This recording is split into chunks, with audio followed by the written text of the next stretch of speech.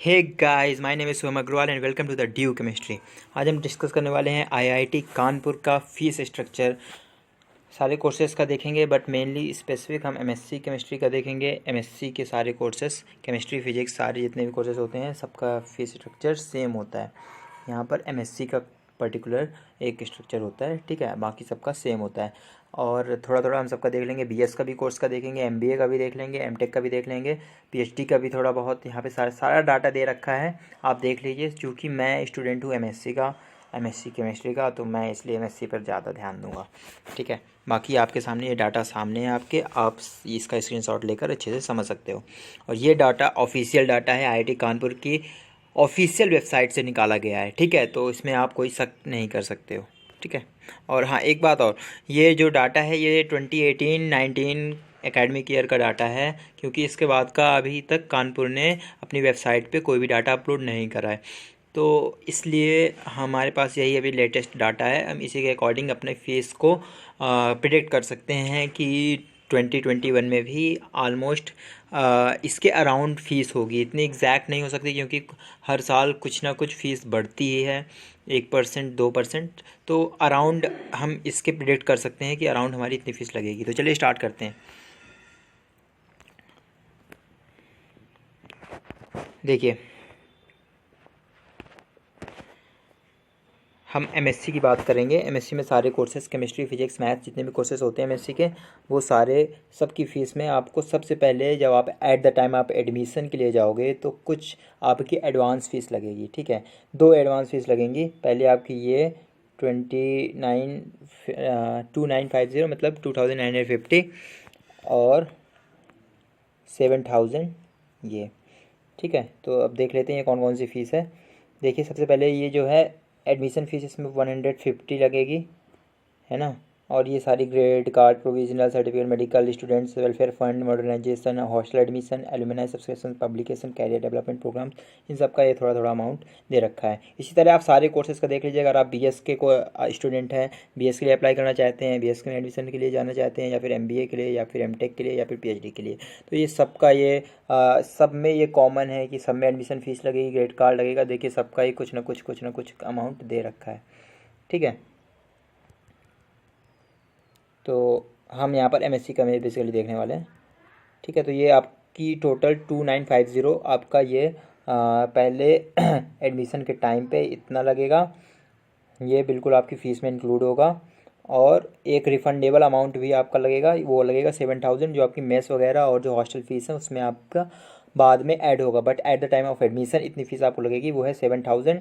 7,000 इसमें क्या दिया दे रखा है कि ये admission at the time of admission ये रिफंडेबल है, साफ साफ यहाँ पे लिखा रखा है, ये रिफंडेबल है। अगर आपने एडमिशन कैंसिल करवाते हो, जैसे मान लीजिए आपने आईआईटी कानपुर में आपने एडमिशन ले लिया, अब आपने अपग्रेड का ऑप्शन क्लिक करा हुआ है, अपग्रेड का ऑप्शन फिल करा हुआ है। अब मान लीजिए आपको आईआईटी बॉम्बे मिल गया है, तो अब आप एडमिशन कैंसिल कराओगे तो ये आपकी 2950 तो नहीं मिलेगा, बट आपका ये जो 7,000 आपका अमाउंट ये भी एडमिशन टाइम पे लग रहा होगा, तो ये बाद में आपका रिफ़ंड आ जाएगा, ठीक है।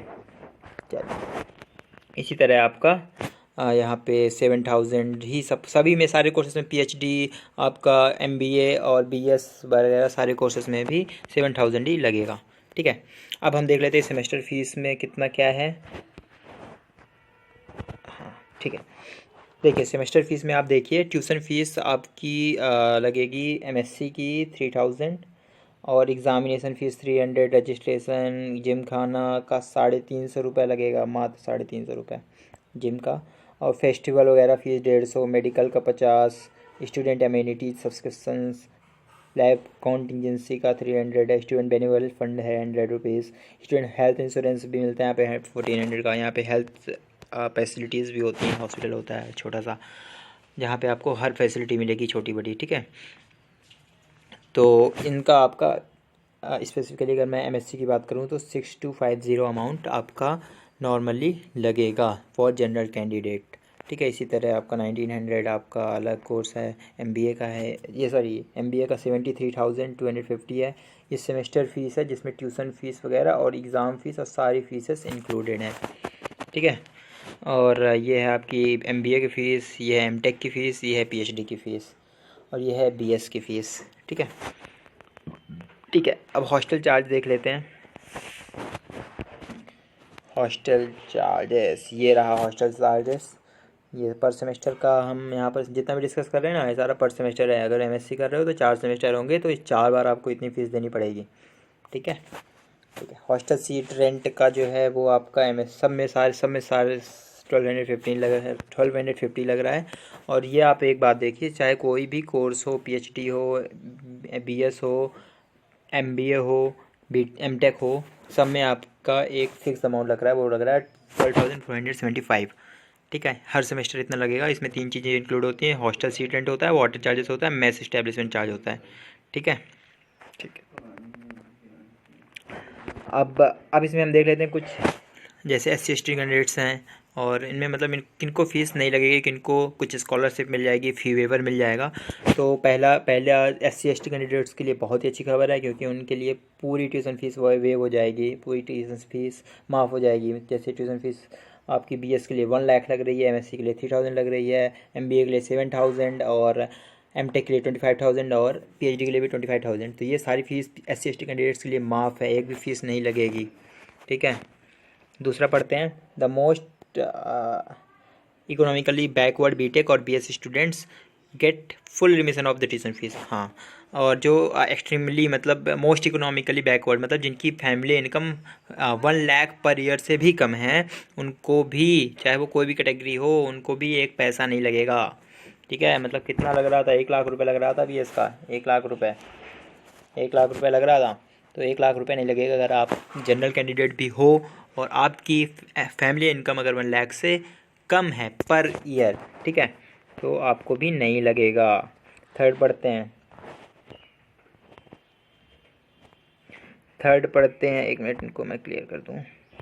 ओके ओके ओके, हाँ। थर्ड जो लाइन लिखी हुई है वो लिखी हुई है, अदर इकोनॉमिकली बैकवर्ड बीटेक और BS स्टूडेंट हो family income is 1 lakh to 5 lakh, और जिनकी 1 लाख से 5 लाख के बीच में है, तो उनकी 2/3 आपकी फ़ीस वेव हो जाएगी, माफ़ हो जाएगी। मतलब 1 लाख फ़ीस लग रही थी, तो आपकी 33,333 लगेगी।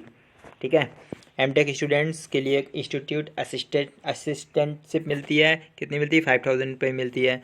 और MS को भी मिलती है 5,000। और MS जो एक्सटर्नली फंडेड प्रोजेक्ट्स होते हैं, जैसे MHRD फंड कर रहा है, DBT पर फंड कर रहा है, DST फंड कर रहा है, तो उन जैसे स्टूडेंट्स को भी 5,000 रुपीज़ असिस्टेंटशिप मिलती है इंस्टीट्यूट की तरफ से, मतलब IIT कानपुर की तरफ से। ठीक है, PhD स्टूडेंट्स को भी मिलती है, बट 2,500 मिलती है।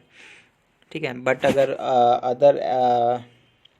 हाँ, पार्ट टाइम स्टूडेंट्स हैं, भले पार्ट टाइम स्टूडेंट्स हैं, बट अगर असिस्टेंट स्टूडेंट्स हैं तो फीस वेव नहीं होगी।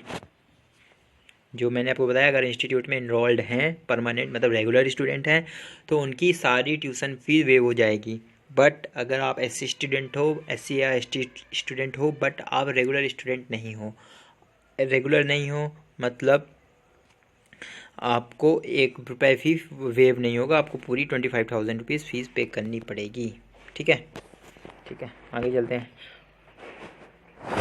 अगर आपकी SC/ST कैंडिडेट हो और फैमिली इनकम अगर 6 लाख पर एनम से कम है, तो आपको हॉस्टल फीस भी नहीं लगेगी, मतलब 1 रुपया नहीं लगने वाला, आपका ट्यूशन फीस लगेगी और ना ही हॉस्टल फीस लगेगी।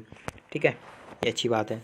ठीक है, हॉस्टल अगर आप नहीं ले रहे हो तो डे स्कॉलर हो, मतलब हॉस्टल नहीं ले रहे हो, आप डेली अप डाउन कर रहे हो, कहीं आपका घर है उस सिटी में, कानपुर का रहने वाले हो आप, तो आप हॉस्टल क्यों ही लोगे। तो आप डेली स्कॉलर हो, मतलब डे स्कॉलर हो, तो आपको हॉस्टल फीस नहीं लगेगी। ऑब्वियस सी बात है, नहीं भी लगनी चाहिए। ठीक है, अब एक कॉशन मनी लगती है मेस की, जो रिफंडेबल होती है। एक बार नहीं लगती, शायद हर सेमेस्टर लगती है। क्या लगती है, एक minute, mess caution deposit of 5,000 over and above the institute dues due to payment of hall of residence. ये आपकी सॉरी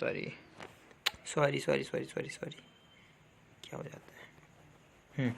तो मैं क्या बोल रहा था कि ये जो कॉशन मनी है 5,000 रुपीज़ आपको एडवांस में लग जाती है, बट ये ऐसा होता है कि सिर्फ आपको डिपॉजिट करनी होती है, रिफंडेबल होती है बाद में, जब आप एडमिशन आपका मतलब आपका जब कोर्स कंप्लीट हो जाएगा और फिर क्लियरेंस वगैरह आप लोगे, तो आपकी फ़ीस रिफ़ंड हो जाएगी।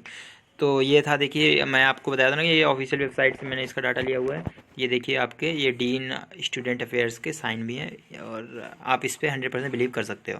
तो ठीक है, और ये सारा था इस फीस स्ट्रक्चर का। तो एमएससी वालों बच्चों देख लो अपनी फीस, ठीक है, और आओ आईआईटी कानपुर, क्योंकि आईआईटी कानपुर का कैंपस तो आपने देख ही रखा होगा, ठीक है। तो बहुत ही तगड़ा कैंपस है, बहुत अच्छा रिसर्च का एटमॉस्फेयर है। फीस भी ऑलमोस्ट सारे आईआईटीज़ से सबसे कम फीस है यहाँ पे। तो सारी कुछ फैसिलिटीज़ यहाँ पर हैं, तो आओ, ठीक है। और यार थैंक्स फॉर वाचिंग यार वीडियो के लिए, ठीक है। अच्छा लगा हो तो यार लाइक कर देना, थोड़ा शेयर कर देना। Thank you so much.